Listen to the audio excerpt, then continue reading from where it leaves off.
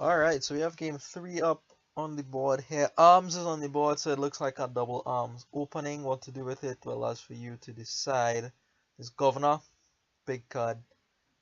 Ever since that match with Lazy Dog, I've tried to, not just go default Governor. There's Wharf, which is another big card, and there's Crown, which is great. Sentry Trashes for you, which is very nice. So arms for me is going to look like Sage Conspirator, because the Sage will find the Conspirator very quickly. And double arms for my opponent is actually Farming Village and Conspirator. I'm not sure what the Farming Village is for. And you probably thought, okay, well there's Wharves and I want to play Wharves, so I'll get the Farming Village, which is fine. But there's also Crown on the board, and um,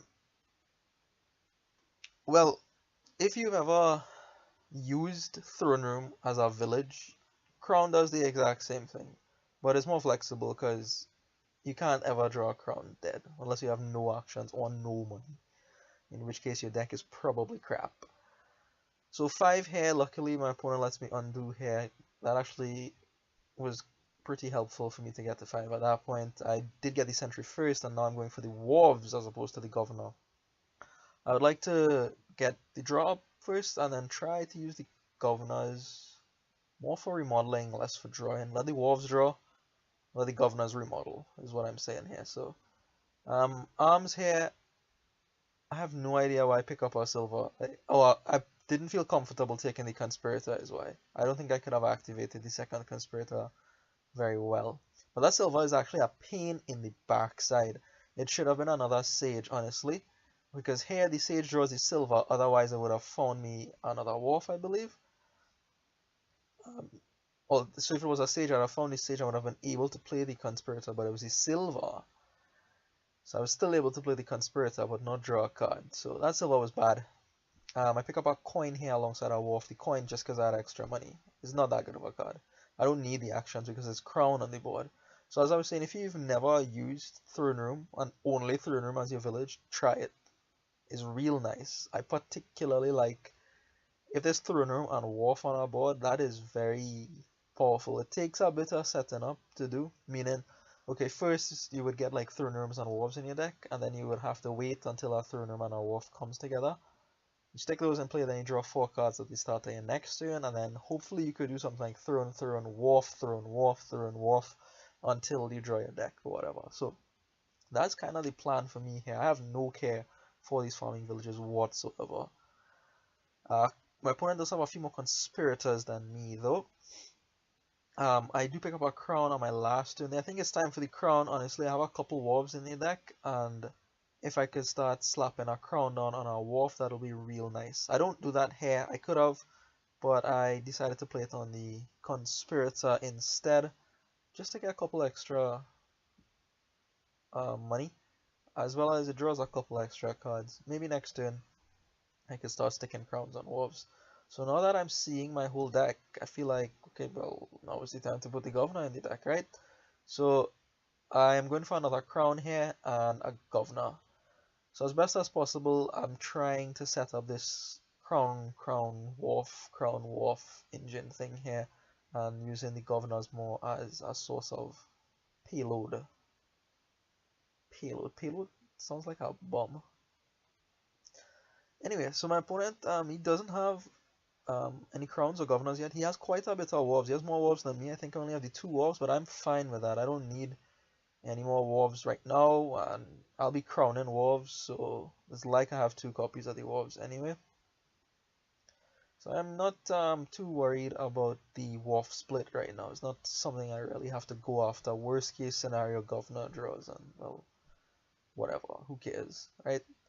Who cares? So here, Crown, Conspirator, Governor this time, and I gain 2 goals with the Governors. That could have been Crown, Conspirator, Wharf. I decided to go for the goal instead here and pick up another Wharf. I'm not drawing everything now. I had a couple extra gold that I failed to pick up, so I would like to draw some more. So I buy a Wharf. Standard procedure there. Unfortunately, I didn't get to 10 this time. I had less money than the last turn, which is not good. 10 is a very nice price point here. That would have easily been Crown Wharf. but 8 was just Wharf and Sage. So now we're starting to enter slightly longer turns and more impactful decisions, really. Well, not necessarily, but you have to think a bit more because you have more money, more buys where the game is going to go. So 12 and 4 buys for my opponent is going to be another Wharf, a Conspirator, and a Sage. So he's going heavy on the Conspirators. He's using that as his payload, as a source of money. And on the other hand, I'm saying, look, going for the Governors, and I think they can do better than your Conspirators.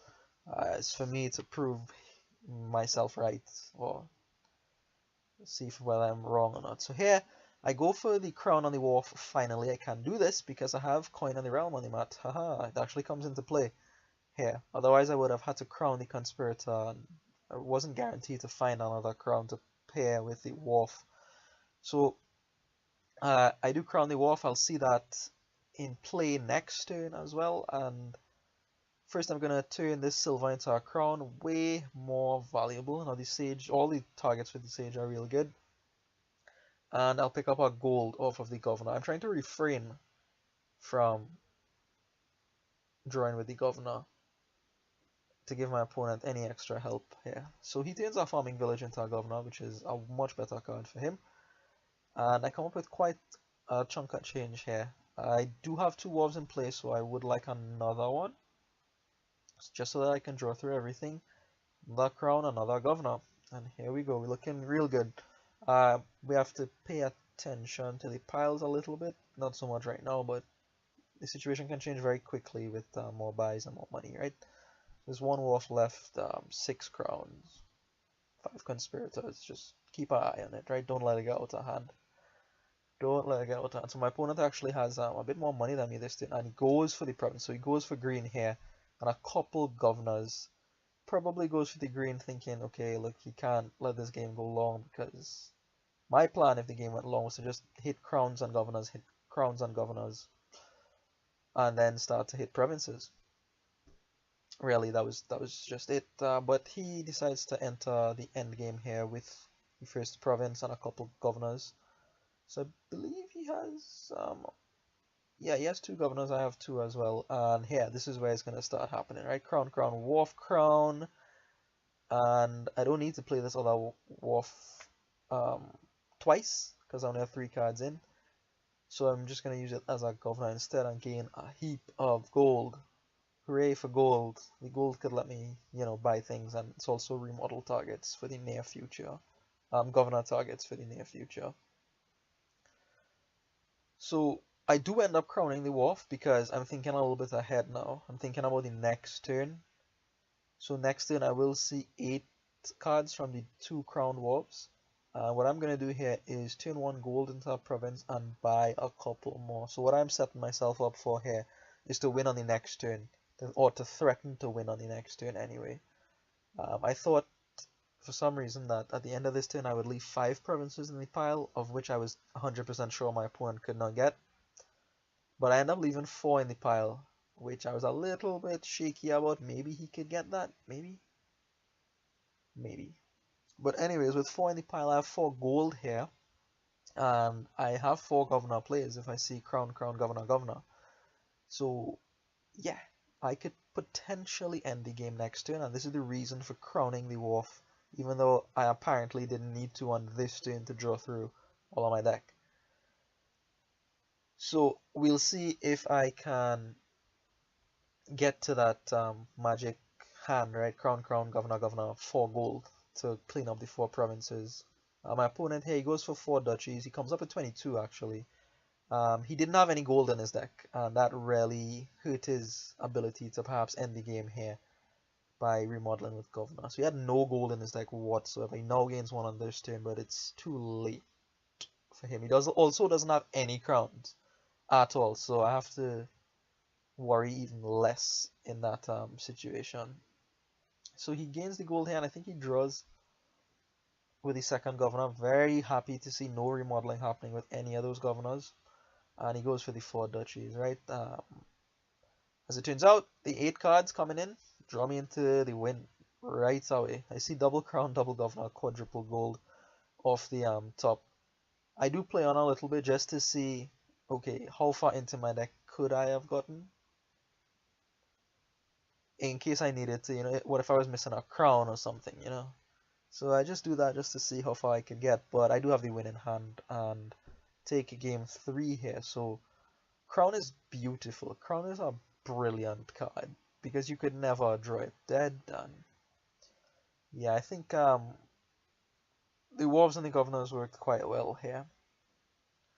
The Wharf first, I think, is most important just to deal with the money situation, get the draw going, get the sentry up to trash, and you only need 1 sentry just because Wharf is so strong at drawing. And Crown turned out to be a lot stronger than the Farming Village. Yeah, a better village for the deck. So, thank you for watching, and I'll see you in the next one.